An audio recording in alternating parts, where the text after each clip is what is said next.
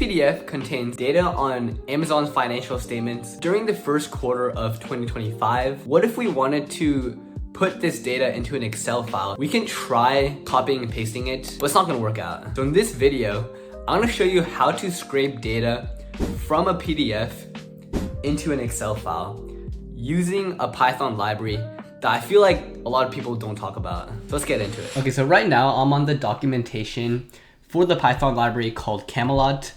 And I feel like a lot of people don't talk about this. It's a library where it basically detects whether or not the data is inside a PDF file. And the way it detects it is that it tries to see if there's any tables in the file. And so there's a lot going on here. The main thing that we need to know for this video, and in most cases, if you just want to extract data from a PDF file, the main thing you need to know is this function or this method over here called readPDF. We're going to be using that to extract data from this PDF over here. So let's jump over to VS Code to show you how this works. Okay, so the first thing that we have to do is import the Camelot library. So I'm going to say import Camelot. And if you don't have that installed, then I'm going to put the link in the description below for the documentation. And so it has the whole process of installing the library. So after you've installed it, we're going to import another library called pandas. And so we're going to say import pandas as PD. And you're going to see why you're going to see how we're going to use this later on in the video. For now, we're just going to create a variable called tables and say that it's equal to camelot.readPDF, because this method is provided by the Camelot library. And so inside the parentheses, we just pass in the name of the PDF file that we want to scrape. And so that's going to be Amazon finance data.pdf. And the reason why I don't have to specify the whole file path is because this PDF file is in the same folder as my Python program. So I don't have to do all the file path. I just have to list the name. And I'm also going to put this PDF file in the description below so that you can download it and play around with it to follow along with this video. So I just want to print out what tables looks like because I'm curious to see what this is going to turn out to be. So let's take a look at that. If we run it, then it's going to say, it's taking some time. Okay, yeah. It says that it's a table list object and n is equal to 0. So right now it's detecting no tables, and we need to provide more parameters inside this readPDF method to give us the results that we want. So the additional parameter that we need is called flavor, and by default flavor is automatically set to lattice. And what this means is that it detects the data from the PDF file by seeing if there's any tables in the PDF. But the thing with this PDF file, if we take a look at it over here, we can see that it's not very obvious in where the data is stored. And like the lines aren't very visible. And I guess in this, if you look at this, for example, there's really the only case where there's visible lines is if there's a subtotal or if there's a grand total of things. And so what we want to do is we want to pass in another value inside the parameter by saying, if I go back to the code, we want to say that for the parameter flavor, we want to say that's equal to stream. And so what that's going to do is it's going to be more lenient in how it detects the data. And so I think the main reason why when I ran it before, it said that n was equal to 0 was because it wasn't able to detect the lines. but this is going to work now, and it's going to detect the data. And so we also want another parameter now that Camelot's able to detect our data. We want to specify which part of this whole file we want to be detected. And so in this case, you can do whatever you want, but for this video, I'm going to, if I go to PDF, I'm going to focus on this page over here, which contains the Amazon balance sheets, and that's on page 8. So what you have to do inside the code is you have to say, inside the method, you have to say that the pages is equal to 8. And so now when I run that, let me save this.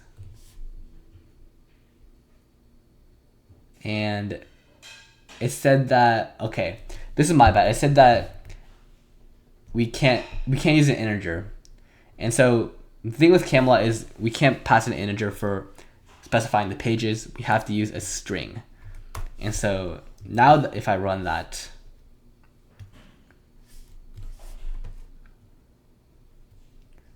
it's going to say that we have a table list object and n is equal to 1. So that means that it detected the table that we wanted. And so if we want to take a look at that table, then I'm going to first put this in another variable. So actually, let me show you something real quick. If we say tables and then 0, and then if we run that,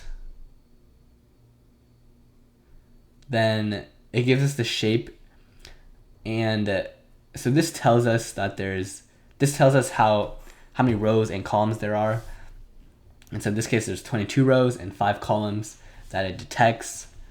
And so I'm going to put this in another variable called just table and say that's equal to tables 0. And then this is the reason why this works is because it was this tables variable is a list table object. And so we're able to use indexing to access the first table in that object. And so now that we have this individual table, the way we want to look at the actual contents in that table is if we say, this is where pandas comes in, if we say table.df. So if we run that, now we can see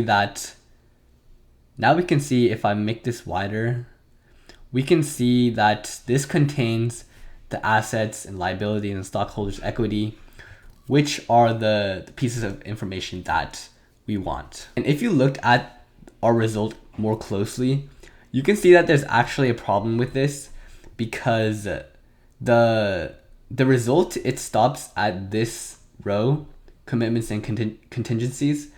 But if we look at the PDF file, we want the whole balance sheet ends at where it says total liabilities and stockholders' equity. And so what I'm guessing here is that the Camelot library doesn't detect the data at this part over here because I think these dashes might be impacting the way Camelot is detecting the data. And so to solve this problem, we can add another parameter called edge tool. And so this specifies how aggressive Camelot is going to detect the edges of a table. And so in this case, we want the library to be more aggressive in detecting the data.